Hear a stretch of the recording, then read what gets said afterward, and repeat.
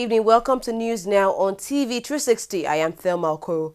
The Nigerian Army on Thursday deployed a reinforcement of special forces to Gaidam town in Yobe State, northeast Nigeria. The reinforcement followed a late evening attack on a military base on Wednesday that lasted about 12 hours, leaving 3 soldiers dead. Residents of the town were thrown into panic all through the night while the attack lasted. The bandits are believed to have made their way to town through Damasak area after overpowering men at the military checkpoint in Gaidam. Eyewitnesses say the militants had carted away food items in the market and set shops ablaze. Meanwhile, the true number of civilian casualties is yet to be verified, but at least 3 persons are feared dead in the incident. The Defense Headquarters has warned Nigerians living in the northeast and any parts of the country to keep a lookout for cluster bombs. The military said Nigerian Army engineers serving in Adamawa State have recently recovered some caches of these bombs, also known as scatter bombs. According to the military high command, Boko Haram terrorists in the areas have used such lethal instruments over time to carry out deadly attacks. It urged the public to also be wary of such concealed dangerous equipment and report such objects if seen to security agencies for prompt action. The Court of Appeal in Abuja has adjourned till October 16th to make a pronouncement on the objection process filed by the Senate President on his trial by the Code of Conduct Tribunal. Counsel to the Senator Bukola Saraki Mahmood Magaji is asking the court to stop the Code of Conduct Tribunal from trying the Senate President over an allegation of false assets declaration. Magaji said the tribunal will have to wait until the Court of Appeal rules on the matter, although presiding Judge Justice Adumain More made no pronouncement on the request before adjourning the sitting to October 16th. The Socio-Economic Rights and Accountability Project, SERAP, has opposed the immunity clause for lawmakers in Nigeria. SERAP, in a statement on Thursday by its Executive Director Adetokunbo Mumuni, called for an end to what it described as attempts by the leadership of the National Assembly to shield themselves from prosecution, saying the action was unlawful. The group said the immunity clause is a huge setback for transparency and accountability and the rule of law, as leaders of the National Assembly were seeking immunity from prosecution. According to the group, the action was a clear breach of public trust and a form of political corruption for the parliamentarians to abuse their legislative powers. The group also said it will work with other members of civil societies to vigorously challenge the immunity clause, which is a blatant breach of public trust by the National Assembly. Nigerian workers on Thursday urged the National Assembly to ensure that all ministerial nominees declare their assets publicly before they are confirmed. Among the 21 persons nominated as ministers by President Muhammadu Buhari are former Lagos State Governor Raji Fashola, ex-Rivers State Governor Rotimi Amechi, and spokesperson of the All Progressives Congress, Lai Mohammed. The workers, members of the Trade Union Congress of Nigeria, TUC, stated this in a joint statement by the nation's President Boboy Kaigama and General Secretary Musa Lawal. The TUC said that the declaration would be in public interest. The Labour Union also said public declaration of asset was necessary following worrisome allegations of fraud against some ex-ministers and officials.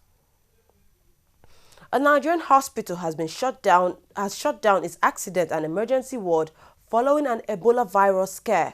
The University of Calabar Teaching Hospital, where the incident occurred, said the scare was as a result of the death of a patient who died after exhibiting some symptoms related to the deadly Ebola virus. At least 5 persons have since been quarantined over the incident. According to hospital sources, after the death, the accident and emergency ward was quarantined in order to curtail any suspicion. Just last year, Nigeria was one of the countries that suffered from the Ebola virus epidemic after the disease was introduced into the country on the 20th of July 2014 by an infected Liberian man identified as Patrick Sawyer. He, however, died in hospital 5 days later, and this death set off a chain of transmission that infected a total of 19 people, of whom 7 people eventually died. After a series of efforts, both from the government and the Nigerian people, the country was declared Ebola-free on October 20th, 2014. Nigeria President Muhammadu Buhari met with Senate President Bukola Saraki and the leader of the House of Representatives Yakubu Dogara at the presidential villa in Abuja, Nigeria's capital. The meeting, which was held behind closed doors, was slated to enable Buhari enlist the support of the leadership of the National Assembly for the 2015 supplementary budget, while also helping the president develop a cordial relationship with the lawmakers. Senate President Bukola Saraki and House Speaker Yakubu Dogara led the leadership of the two chambers to the State House. Other Senate leaders at the meeting included Majority Leader Ali Ndume, Deputy Majority Leader Bala Ibn Nala, the Minority Leader Godswill Akpabio, and Minority Whip Philip Aduda. Deputy Senate President Ike Ekweremadu was, however, absent at the meeting. Members from the House of Representatives included Deputy Speaker Yusuf Lasson and Leader Femi Gbajabiamila.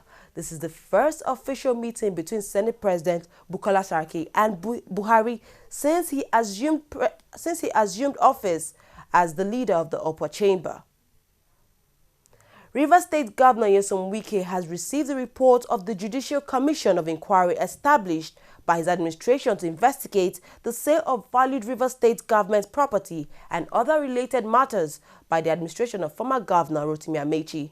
The governor, who received the report on Wednesday from the Commission's chairman, Justice George Omereji, at the Government House, Port Harcourt, said his administration will diligently implement the recommendations of the Commission in the following weeks, which is also in the interest of the state and her people.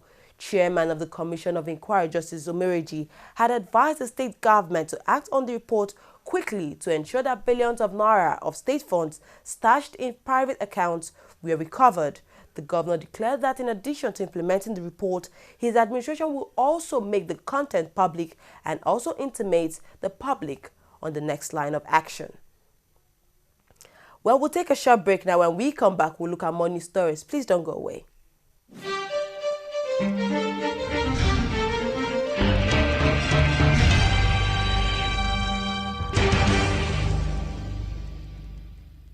Every day, every hour, and every minute, news break in Nigeria. Things happen so fast, it's most times difficult to track and comprehend them.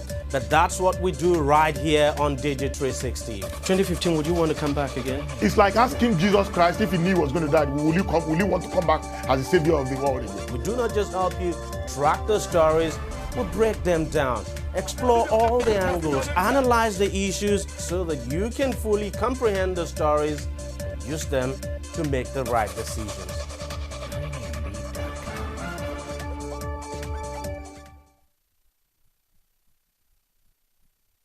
60 News now. Moving on to business stories. Nigeria's interbank overnight lending rate fell to a 5-year low on Thursday. This comes after it was hit by excess liquidity in the market that spurred renewed bond buying from commercial lenders and pension funds. This is according to traders. The overnight lending rate halved to 1% from the previous day. It, however, hovered around a 3-month low of 3% last week after the CBN repaid matured open market bills and did not issue fresh ones to mop up the public funds. This is in a bid to keep borrowing costs really low. Yields on 10-year government bonds fell 71 basis points on Thursday to 13.59% as the excess liquidity filtered into the bond market. Oil prices edged up on Thursday, pushed higher by a weaker dollar, while investors temporarily overlooked an unexpectedly large rise in U.S. inventory levels. U.S. crude stocks rose by 3.1 million barrels to 461 million last week as refineries reduced production and idled capacity. The oil price is set for a 7% gain this week, its largest weekly increase since late August, after oil industry executives warned that this year's fall below 50% would force higher cost producers to reduce output. Brent crude oil rose 56 cents to $51.89 a barrel, while U.S. crude rose 42 cents to $48.23 a barrel. A man hailed as a hero after French train terror attack has been stabbed in Sacramento, California. Spencer Stone was attacked while defending a friend and is currently in a stable condition at a local hospital, an Air Force official has said. Police say the stabbing took place on a Sacramento street corner in the early hours after an argument escalated. Sacramento police officer Tracy Trampani says no arrests have been made so far and they do not know or have a description of the suspect. Stone, who is 25-year-old, is one of 3 Americans that helped to thwart a terror attack on a French train in August. They were hailed as heroes for thwarting an attack on the train. Airstrikes hit a wedding celebration in Yemen, killing at least 30 people and leaving dozens more unaccounted for, local authorities have said. The bombing on Wednesday struck the wedding as it took place in Sanabani, a southwestern Yemeni town in an area controlled by Houthi rebels, according to 3 local security officials. Local hospitals have been overwhelmed with victims, this is according to officials also. It wasn't initially clear who had carried out the attacks on Sanabani, as coalition forces said they have no ongoing operations in the southwestern province in Yemen where the incident occurred. Months of fighting in Yemen have left at least 4,000 civilians dead, according to Houthi-controlled health ministry.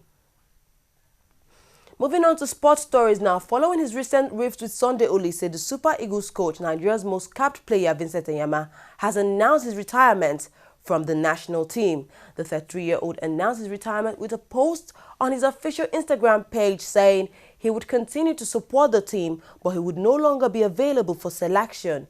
Enyama has represented Nigeria at 3 World Cup finals.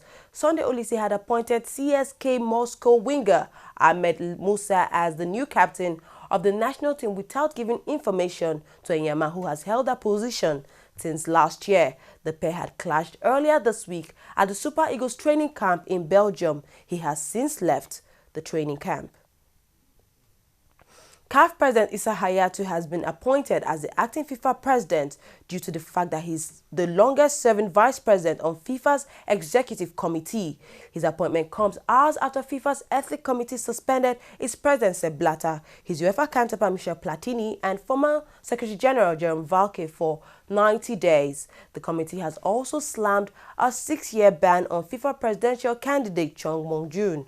An investigation was conducted on Blatter and Platini after Switzerland's Attorney General confirmed opening criminal proceedings against Blatter. Blatter, who has since denied any wrongdoing, also slammed his suspension, saying the committee suspended him because of a misunderstanding. Spanish prosecutors have said that Barcelona forward Lionel Messi will face a trial over his tax fraud case. The Argentine lawyers argue that the player had never devoted a minute of his life to reading, studying or analyzing the contract. However, Spanish authorities opted not to file the charges against him, marking his father as responsible for the alleged fraudulent acts. The judge of the case, however, has rejected that position, saying the public prosecutor's request to only try the Argentina's international father, meaning Messi will now stand trial for the case. If found guilty, Messi faces up to 22 months in jail. The hearings will take place at a court in Barcelona. Well, we've come to the end of news now. We thank you very much for joining us. I am Thelma Okoro.